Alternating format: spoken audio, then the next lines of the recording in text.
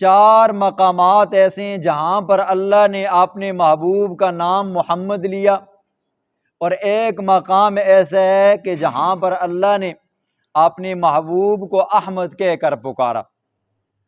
پہلا وہ مقام سورۃ آل عمران میں آتا ہے جہاں پر اللہ رب العزت نے اپنے محبوب کو محمد کہہ کر پکارا، فرمایا وَمَا مُحَمَّدٌ إِلَّا رَسُولٌ قَدْ خَلَتْ مِن قَبْلِهِ الرُّسُلُ۔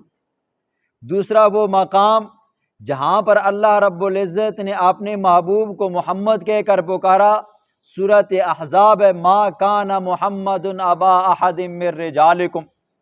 تیسرا یہ مقام ہے جہاں پر اللہ رب العزت نے اپنے محبوب کو محمد کہہ کر پکارا، اور چوتھا سورۃ فتح کے اندر اللہ رب العزت نے فرمایا محمد الرسول اللہ، اور احمد اللہ رب العزت نے سورۃ صف کے اندر کہا اسمہ احمد، اس کا نام احمد ہوگا۔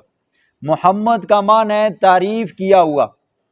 دنیا کے اندر جتنی تعریف جناب رسول اللہ صلی اللہ علیہ وسلم کی گئی ہے، ایسی کوئی ذات نہیں، ایسی کوئی شخصیت نہیں، ایسی کوئی چیز نہیں کہ جس کی دنیا میں تعریف کی گئی ہے سوائے اللہ کی ذات کے۔